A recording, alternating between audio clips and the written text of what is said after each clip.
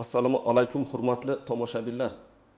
Bugun biz siz bilan juda muhim, hayotiy zarur mavzuni muhokama qilamiz. Bu ma'lumot agar siz 65 yoshdan oshgan bo'lsangiz yoki sizning oilangizda shunday yosh ulug' insonlar bo'lsa, siz uchun aynan shok bo'lishi mumkin.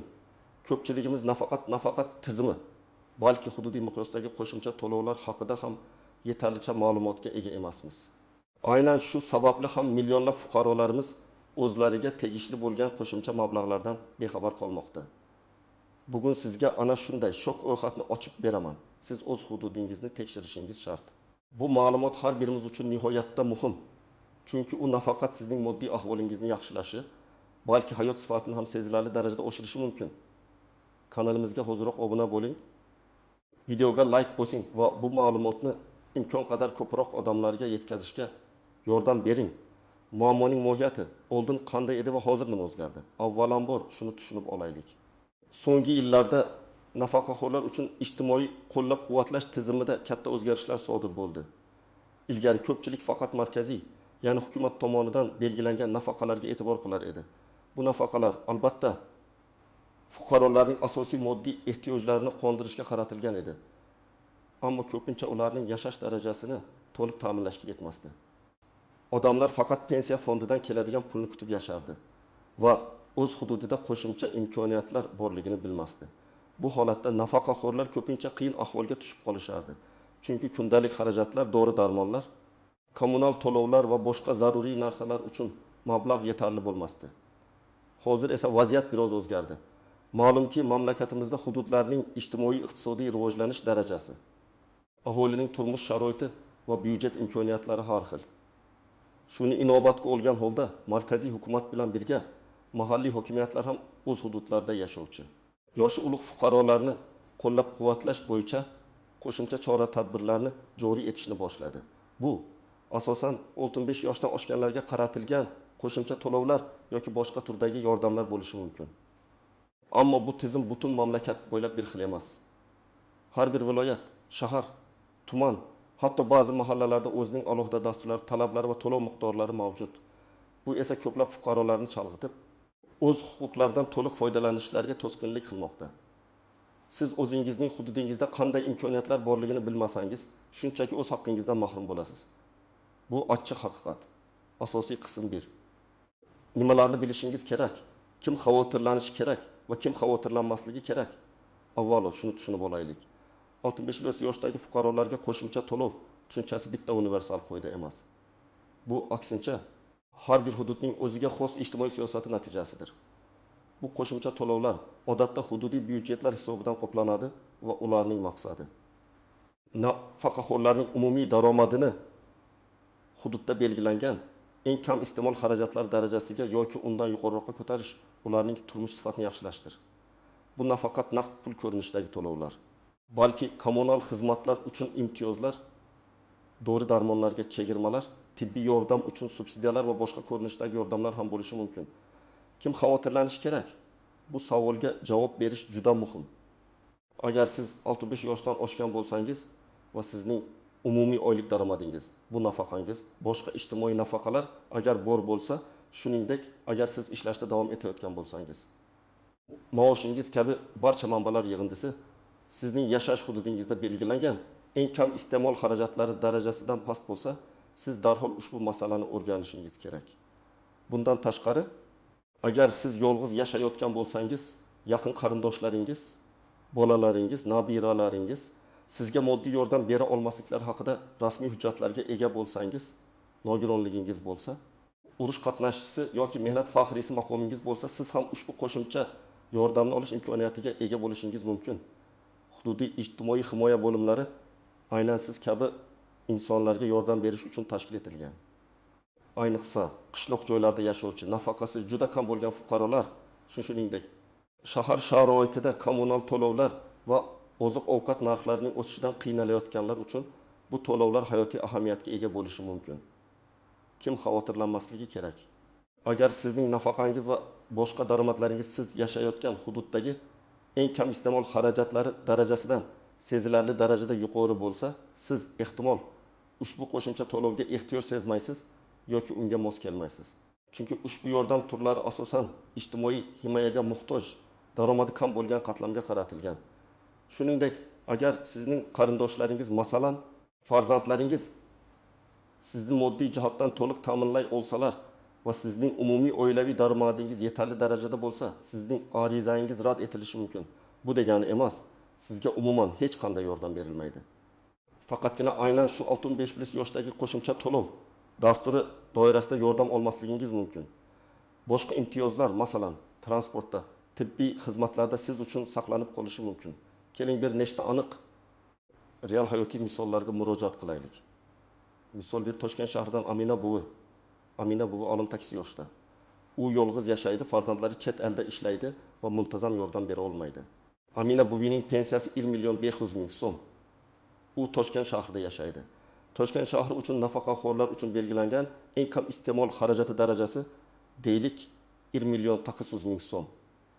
Ko'rib turganingizdek, Amina buvining pensiyasi bu summadan 300.000 so'mga kam.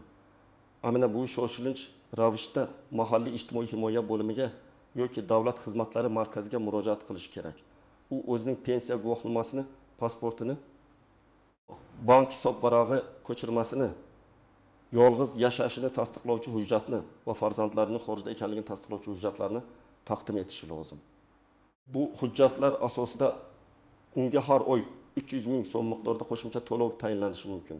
Bu pul uning kommunal to'lovlari, dori-darmonlari yoki kundalik ehtiyojlar uchun juda katta yordam bo'ladi. Agar Amina bu ma'lumotdan bexabar bo'lganida, u har oy 300.000 so'mga kambag'alroq yashagan bo'lardi. Misol 2. Samarqand viloyatidan Said Bobo 70 yoshda. Uning pensiyasi 1.200.000 so'm. Bundan tashqari, u ikkinchi guruh nogironligi bo'lganligi sababli nogironlik nafaqasi sifatida oyiga qo'shimcha 200.000 so'm oladi. Shunday qilib, uning umumiy oylik daromadi 1.900.000 so'm. Samarqand viloyati uchun nafaqaxo'rlar uchun belgilangan eng kam iste'mol xarajati darajasi deylik 1.700.000 so'm. Demak, Said Boboning umumiy daromadi belgilangan darajadan 300.000 so'mga kam. Said Bobo ham hududiy ijtimoiy himoya bo'limiga murojaat qilishi kerak. Uning holatida uning nafaqasi va nogironlik nafaqasi birga hisobga olinadi. Barcha daromad manbalari inobatga olingandan so'ng, agar umumiy miqdor belgilangan chegaradan past bo'lsa, unga ham qo'shimcha to'lov tayinlanishi mumkin. Bu yerda muhim nuqta, faqat pensiya emas, balki barcha turdagi daromadlar umumiy daromad deb hisoblanadi. Misol 3. Andijon viloyatidan Oysha Momo. Uning pensiyasi 1.300.000 so'm. Andijon viloyati nafaqaxo'rlar uchun eng kam iste'mol xarajati 1.600.000 so'm. Ya'ni Oysha Momoning daromadi 30.000 so'mga kam. Lekin Andijon viloyatida qo'shimcha to'lov faqat naqd pul ko'rinishida emas, balki boshqa shakllarda ham bo'lishi mumkin. Masalan, Andijon hokimiyati qaroriga ko'ra, daromadi kam bo'lgan 65 yoshdan oshgan nafaqaxo'rlar uchun kommunal to'lovlar, gaz, svet, suv chiqindi uchun subsidiya berilishi yoki har chorakda dori-darmon xarid qilish uchun maxsus voucherlar berilishi mumkin. Oysha Momo ham hududiy ijtimoiy himoya markaziga murojaat qilib, o'ziga tegishli bo'lgan kommunal to'lovlar uchun imtiyozlarni yoki dori-darmon voucherini olishi mumkin. Bu ham uning byudjetiga ancha yengillik keltiradi. Bu misollar shuni ko'rsatadiki, qo'shimcha to'lov har doim ham naqd pul shaklida bo'lmasligi, balki turli xizmatlar, imtiyozlar ko'rinishida ham berilishi mumkin. Shuning uchun o'z hududingizdagi aniq dasturlarni o'rganish juda muhim. Asosiy qism 2. Qoidadagi istisnolar, qaltis jihatlar va noaniq nuanslar har qanday ijtimoiy dasturda bo'lgani kabi bu hududiy qo'shimcha to'lovlarda ham o'ziga xos istisnolar, e'tibor berish lozim bo'lgan qaltis jihatlar va noaniq nuanslar mavjud. Ularni bilish sizning arizangizning muvaffaqiyatli ko'rib chiqilishi uchun juda muhimdir. Qoidalarga istisnolar 1. Yuqori daromad chegaralari. Ba'zi hududlar boshqalarga nisbatan yuqoriroq daromad chegaralarini belgilashi mumkin. Misol uchun, Namangan viloyatida nafaqaxo'rlar uchun belgilangan eng kam iste'mol xarajati 6 million so'm bo'lsa, Toshkent viloyatida bu ko'rsatkich 2.7 million so'm bo'lishi mumkin. Bu farq hududning iqtisodiy rivojlanishi va aholining o'rtacha daromadiga bog'liq. Sizning daromadingiz qaysi hududda yashashingizga qarab, yetarli yoki yetarli emas deb baholanishi mumkin. 2. Mulkning mavjudligi. Ba'zi hududiy dasturlar moliyaviy yordam ko'rsatishda nafaqat daromadni, balki mulkning mavjudligini ham hisobga olishi mumkin. Masalan, agar sizning nomingizda ikkinchi turar joy, qimmatbaho mashina yoki katta miqdordagi yer maydoni bo'lsa, hatto daromadingiz past bo'lsa ham sizga qo'shimcha to'lov rad etilishi mumkin. Bu yerda maqsad chinakam ehtiyojmandlarga yordam berishdir. Misol uchun Farg'ona viloyatida xonadonlar soni ko'p bo'lgan nafaqaxo'rlarga to'lov rad etilgan holatlar uchraydi. Chunki ular o'z mulklarini ijaraga berish orqali qo'shimcha daromad olishlari mumkin deb hisoblanadi. Voyaga yetgan farzandlarning mavjudligi. Agar sizning voyaga yetgan farzandlaringiz bo'lsa va ular rasman ishlayotgan bo'lsa, ba'zi hududiy organlar ularning daromadlarini ham oilaviy daromad tarkibiga kiritishi mumkin. Bu holatda farzandlaringiz sizni moddiy jihatdan ta'minlashga qodir deb hisoblanib, sizga qo'shimcha to'lov rad etilishi mumkin. Ba'zida farzandlarning daromadi yetarli bo'lmasa-da, ularning mavjudligi arizani qiyinlashtirishi mumkin. Shuning uchun farzandlaringizning moddiy ahvoli haqida ham ma'lumotlar talab qilinishi mumkin. Masalan, Qashqadaryo viloyatida ba'zi hollarda farzandlarning rasmiy maoshi juda past bo'lsa ham, ular ota-onasiga yordam berishi kerak deb hisoblanib, qo'shimcha to'lovga rad javobi berilgan. Qaltis jihatlar pitfalls 1. Axborot yetishmasligi eng katta muammo. Ko'plab nafaqaxo'rlar o'z hududlarida bunday dasturlar mavjudligini umuman bilmaydilar. Mahalliy hokimiyatlar yoki ijtimoiy himoya organlari bu dasturlar haqida yetarli darajada keng targ'ibot ishlarini olib bormasligi mumkin. Shuning uchun bu videoni tarqatish juda muhim. 2. Byurokratiya va hujjatbozlik. Arizani topshirish jarayoni murakkab ko'rinishi mumkin. Ko'plab hujjatlar turli idoralar orasida yugurish, navbatlar bularning hammasi yoshi ulug' insonlar uchun qiyinchilik tug'diradi. Ba'zi nafaqaxo'rlar shunchaki bu jarayonlardan charchab, murojaat qilishdan voz kechadilar. Misol uchun, Buxoro viloyatida hujjatlarni to'plash uchun turli muassasalarga, mahalla, bank, soliq, kadastr borib kelishga bir necha hafta sarflashga to'g'ri kelgan holatlar bo'lgan. Moliyaviy tekshiruvlar, Mans testing. Bu dasturlar ko'pincha moliyaviy tekshiruvlarni o'z ichiga oladi. Ya'ni faqatgina pensiya miqdorini emas, balki sizning barcha daromad manbalaringizni, hatto yaqin qarindoshlaringizning daromadlarini ham tekshirishlari mumkin. Bu jarayon shaffof bo'lmasa, ba'zi noaniqliklarga olib kelishi mumkin. 4. Dasturlarning vaqtinchalik xususiyati. Ba'zi hududiy qo'shimcha to'lov dasturlari doimiy emas, balki vaqtinchalik loyihalar, pilot dasturlar yoki ma'lum bir muddatga mo'ljallangan bo'lishi mumkin. Bunday hollarda dastur muddati tugagandan so'ng to'lovlar to'xtatilishi mumkin. Bu esa nafaqaxo'rlar uchun kutilmagan qiyinchiliklarni keltirib chiqaradi. Doimiy ravishda ma'lumotlarni yangilab turish kerak. Noaniq nuanslar 1. Qayta hisoblash.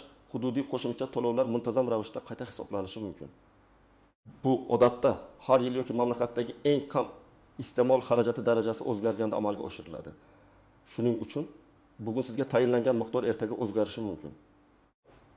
Bu sizning daromadlaringiz o'zgarganda yoki yangi imtiyozlar paydo bo'lganda ham sodir bo'ladi. 2. Boshqa imtiyozlar bilan birgalikda bu qo'shimcha to'lovlar boshqa federal yoki mahalliy imtiyozlar, masalan, uy-joy kommunal to'lovlari uchun subsidiyalar, tibbiy xizmatlar uchun chegirmalar bilan qanday o'zaro aloqada bo'lishi mumkinligi haqida aniq ma'lumotga ega bo'lish lozim. Ba'zi hollarda bir turdagi yordamni olish boshqa turdagi yordamga bo'lgan huquqingizni kamaytirishi yoki butunlay bekor qilishi mumkin. Misol uchun, Jizzax viloyatida aynan shu qo'shimcha to'lovni olayotgan ba'zi nafaqaxo'rlar avval olib kelgan uy-joy subsidiyasini qisman yo'qotgan holatlar kuzatilgan. Yashash joyi talablari ko'pgina hududiy dasturlar yashash joyi bo'yicha aniq talablarni belgilaydi. Ya'ni siz ushbu hududda ma'lum bir muddat, masalan, 5 yil yoki undan ko'proq doimiy ro'yxatda turgan bo'lishingiz talab etilishi mumkin. Bu hududiy byudjet resurslarining faqat shu hudud aholisiga yo'naltirilishini ta'minlashga qaratilgan. Masalan, Toshkent shahrida nafaqaxo'rlar uchun yashash joyi bo'yicha propiska muddatiga alohida e'tibor beriladi. 4. Oilaviy daromadni hisoblash. Ba'zi dasturlar nafaqat nafaqaxo'rning o'z daromadini, balki butun oilaning birga yashovchi turmush o'rtog'i, farzandlari umumiy daromadini ham inobatga oladi. Bu juda muhim nuans. Chunki yolg'iz yashayotgan nafaqaxo'r bilan oilasi bilan yashayotgan nafaqaxo'rning holatlari turli xil baholanadi. Masalan, agar nafaqaxo'r turmush o'rtog'i bilan yashasa, va turmush o'rtog'ining pensiyasi yoki maoshi yetarli bo'lsa, ularning umumiy daromadi baland hisoblanib, qo'shimcha to'lovga rad javobi berilishi mumkin. Amaliy maslahatlar: tomoshabin nima qilish kerak? Endi esa eng muhim qismga o'tamiz. Bu ma'lumotlarni eshitdingiz, tushundingiz. Endi nima qilish kerak? Qanday qadamlarni tashlash lozim? Men sizga aniq bosqichma-bosqich ko'rsatmalar beraman. Ilk qadam, o'z hududiy organingizni aniqlang. Sizning birinchi vazifangiz qaysi idoraga murojaat qilishingizni bilishdir. Odatda bu davlat xizmatlari markazlari, DXM mahalla va oilani qo'llab-quvvatlash bo'limlari yoki mahalliy hokimiyatlarning ijtimoiy himoya bo'limlari bo'ladi. Davlat xizmatlari markazlari DXM. Bu markazlar ko'pgina davlat xizmatlarini yagona darcha tamoyili asosida taqdim etadi. Siz borib 65 bilan yoshdagi fuqarolarga qo'shimcha to'lovlar bo'yicha qaysi xizmatlar mavjud deb so'rashingiz mumkin. U yerda sizga batafsil ma'lumot beriladi va kerakli shaxslar taqdim etiladi. DXMlar mamlakatning har bir tuman va shahrida mavjud. Ularning telefon raqamlari va manzillarini Davlat xizmatlari agentligining rasmiy veb-saytida topishingiz mumkin. Misol uchun, Toshkent shahridagi DXMlar uchun 1138 qisqa raqamiga murojaat qilish mumkin. Mahalla va oilani qo'llab-quvvatlash bo'limlari. Bu bo'limlar har bir mahallada faoliyat yuritadi va aholining ijtimoiy himoyasini ta'minlash bilan bevosita shug'ullanadi. Aynan shu yerda sizga o'z mahallangizdagi imtiyozlar va qo'shimcha to'lovlar haqida eng aniq ma'lumot berilishi mumkin. Mahalla raisi yoki hokim yordamchisi bu borada sizga yordam berishi shart. Ular sizning moddiy ahvolingizni va ehtiyojingizni eng yaxshi bilishadi. Mahalliy hokimiyatlarning ijtimoiy himoya bo'limlari ba'zi hollarda to'g'ridan-to'g'ri tuman, shahar hokimlik tarkibidagi ijtimoiy himoya bo'limlariga murojaat qilish ham mumkin. Bu bo'limlar ayniqsa murakkabroq holatlarda yoki DXMda aniq javob topa olmaganingizda foydali bo'lishi mumkin. 2 qadam. Kerakli hujjatlarni to'plang. Bu eng muhim va talabchan qadamdir. Sizning arizangizni ko'rib chiqish uchun quyidagi hujjatlar ro'yxati talab qilinishi mumkin. Ularni oldindan tayyorlab, nusxalarini olib qo'yish tavsiya etiladi. Pasport, asl nusxasi va bir nechta nusxalari, shaxsingizni tasdiqlovchi asosiy hujjat. Unda sizning yoshingiz va doimiy ro'yxatdan o'tgan manzilingiz ko'rsatiladi. Nafaqaga chiqqanlik guvohnomasi, pensiya guvohnomasi. Asl nusxasi va nusxasi. Bu sizning nafaqaxo'r ekanligingizni tasdiqlaydi. Bank hisobvaraq ko'chirmasi. Oxirgi 3-6 oylik bank hisobvarag'ingizdan ko'chirma. Bu sizning nafaqangiz va boshqa barcha daromadlaringiz agar mavjud bo'lsa, miqdorini aniq ko'rsatadi. Bu ko'chirma har bir oylik tushumlarni aniq ko'rsatishi kerak. Uni bankka borib olishingiz mumkin. Daromadlar to'g'risidagi ma'lumotnoma. Agar siz pensiyadan tashqari boshqa daromad manbalariga ega bo'lsangiz, masalan, kichikroq ishda ishlaysiz, ijara daromadi bor, bu haqida ma'lumotnoma. Agar farzandlaringiz ham siz bilan yashasa va ularning daromadi hisobga olinadigan bo'lsa, ularning ish joyidan ma'lumotnoma talab qilinishi mumkin. Masalan, ba'zi viloyatlarda farzandlarning oylik daromadi belgilangan minimal daromaddan past bo'lsa, bu ham hujjat bilan tasdiqlanishi kerak. Oilaviy ahvol to'g'risidagi ma'lumotnoma mahalla fuqarolar yig'inidan MXPga olinadi. Unda oila tarkibi, birga yashayotgan qarindoshlar ko'rsatiladi. Bu ayniqsa yolg'iz yashayotgan nafaqaxo'rlar uchun muhim. Yashash joyi bo'yicha ro'yxatga olinganlik, propiska haqida ma'lumot pasportingizda ko'rsatilgan bo'lsa ham.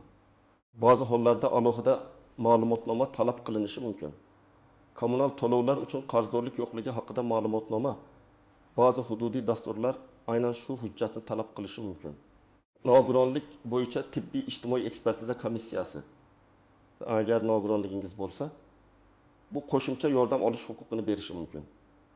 Imtiyozli maqomingizni tasdiqlovchi hujjatlar, agar urush qatnashchisi, mehnat faxriysi bo'lsangiz, bu ham sizga qo'shimcha imtiyozlar berishi mumkin.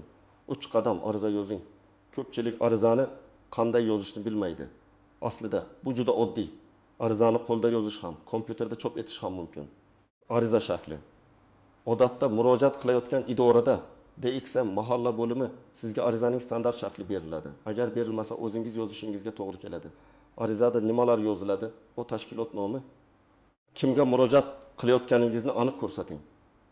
Masalan, Toshkent shahar Mirzo Ulug'bek tumani davlat xizmatlari markazi rahbar nomiga o sizning ma'lumotlaringiz, familiyangiz, ismingiz, otangizning ismi, yoshingiz, pasport seriyasi va raqami, doimiy yashash manzilingiz, telefon raqamingiz. O murojaatning mohiyati menga, 65 yoshdan oshgan nafaqaxo'rga joriy oy yoki yildan boshlab mening daromadim hududingizda belgilangan eng kam iste'mol xarajidan past bo'lganligi sababli hududingizda belgilangan qo'shimcha to'lov miqdorida yoki boshqa turdagi, masalan, kommunal subsidiyalar, dori-darmon vaucherlari hududiy qo'shimcha to'lovni tayinlashni so'rayman degan mazmundagi yozuv o holatingizni asoslash. Nega sizga bu yordam kerakligini qisqacha yozing. Masalan, yolg'iz yashayman, sog'lig'im yomon, dori-darmonlar uchun pulim yetmayapti va hokazo. O ilovadagi hujjatlar ro'yxati, arizaga ilova qilingan barcha hujjatlarning ro'yxatini keltiring, o sana va imzo. Misol, Toshkent shahar Mirzo Ulug'bek tumani davlat xizmatlari markazi rahbari janob xonim rahbarning ismi sharifiga janob fuqaro ism, familiya, otasining ismi, tug'ilgan sana, 6-yosh, pasport, seriya raqami, berilgan sana va organ, manzil, doimiy yashash manzili, telefon raqami, ariza men, ism, familiya, otasining ismi, 6 yoshdagi nafaqaxo'rman. Mening oylik pensiya daromadim 1.500.000 so'mni tashkil etadi. Toshkent shahrida nafaqaxo'rlar uchun belgilangan eng kam iste'mol xarajati 1.800.000 so'm bo'lib, mening jami daromadim ushbu belgilangan miqdordan pastdir. Men yolg'iz yashayman va sog'lig'im yomonligi sababli muntazam dori-darmonlar qabul qilishga majburman. Mavjud pensiya mablag'lari kundalik ehtiyojlarimni qondirishga yetarli bo'lmayapti. Yuqoridagilarni inobatga olib, sizdan Toshkent shahar mahalliy byudjeti hisobidan 65 yoshdan oshgan nafaqaxo'rlar uchun belgilangan tartibda qo'shimcha moddiy yordam yoki subsidiyalar tayinlanishini so'rayman. Ilova. Pasport nusxasi, Indona 2. Nafaqaga chiqqanlik guvohnomasi nusxasi 3. Bank hisob varag'i ko'chirmasi oxirgi 6 oy uchun mahalla fuqarolar yig'inidan oilaviy ahvol to'g'risida ma'lumotnoma 5. Kommunal to'lovlar uchun qarzdorlik yo'qligi haqida ma'lumotnoma sana, kun, oy, yil, imzo. Imzoga 4 qadam arizani topshirish. Arizani va hujjatlarni shaxsan topshirish eng ishonchli usuldir. Siz ilk qadamda aniqlagan idoraga, DXM mahalla va oilani qo'llab-quvvatlash bo'limi, hokimlikning ijtimoiy himoya bo'limi murojaat qilasiz. Topshirish usuli, hujjatlaringizni to'g'ridan-to'g'ri mas'ul xodimga topshirishingiz lozim. Ro'yxatga olish eng muhimi. Sizning arizangiz ro'yxatdan o'tganligini tasdiqlovchi hujjat, kiruvchi hujjat raqami va sanasi ko'rsatilgan qog'oz olishingiz shart. Bu keyinchalik arizangizning taqdirini kuzatish uchun asos bo'ladi. Agar sizga bunday tasdiqnoma berilmasa, uni talab qiling. Onlayn topshirish ba'zi hududlarda davlat xizmatlari portalida yoki mahalliy hokimiyatlarning veb-saytlarida onlayn ariza topshirish imkoniyati ham mavjud bo'lishi mumkin. Bu variant qulay bo'lsa-da, ba'zi yoshi ulug' insonlar uchun murakkablik tug'dirishi mumkin. Shaxsan topshirishni afzal biling. 5 qadam natijani kuzatish. Arizangiz topshirilgandan so'ng qonun bo'yicha uni ko'rib chiqish uchun ma'lum bir muddat belgilanadi. Odatda 15 o'ttim kun.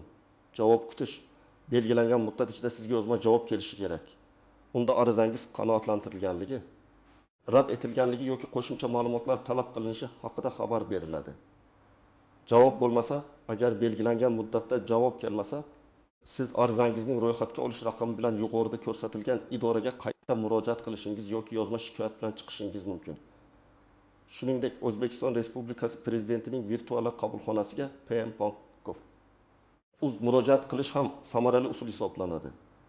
Ular sizning murojaatingizni nazoratga olib, mas'ul idoralardan javob talab qiladi. Xulosa va yakuniy chorlov, hurmatli tomoshabinlar. Ko'rib turganingizdek, 65 yoshdan oshgan fuqarolar uchun hududiy qo'shimcha to'lovlar tizimi murakkab, ammo juda muhimdir. Bu sizning qo'shimcha daromad olishingiz, hayot sifatini yaxshilashingiz uchun real imkoniyat. Eng asosiysi bu ma'lumotdan xabardor bo'lish, uni o'rganish va harakat qilishdir. Ko'plab insonlar o'zlariga tegishli bo'lgan puldan, imtiyozlardan shunchaki bexabar bo'lganliklari uchun mahrum bo'ladilar. O'zingizning hududingizdagi eng kam iste'mol xarajatlari darajasini va qo'shimcha to'lovlar dasturlarini bilish uchun harakat qiling. Bugun eshitgan ma'lumotlaringizni atrofdagilarga, ayniqsa yoshi ulug' qarindoshlaringiz va qo'shnilaringizga yetkazing. Balki aynan sizning yordamingiz bilan kimdir o'ziga tegishli bo'lgan moddiy yordamni olishga muvaffaq bo'lar. Bu video haqidagi fikrlaringizni, tajribalaringizni, shuningdek, o'z hududingizdagi shunga o'xshash dasturlar haqidagi ma'lumotlarni izohlarda yozib qoldiring. Bu boshqa tomoshabinlar uchun juda foydali bo'ladi.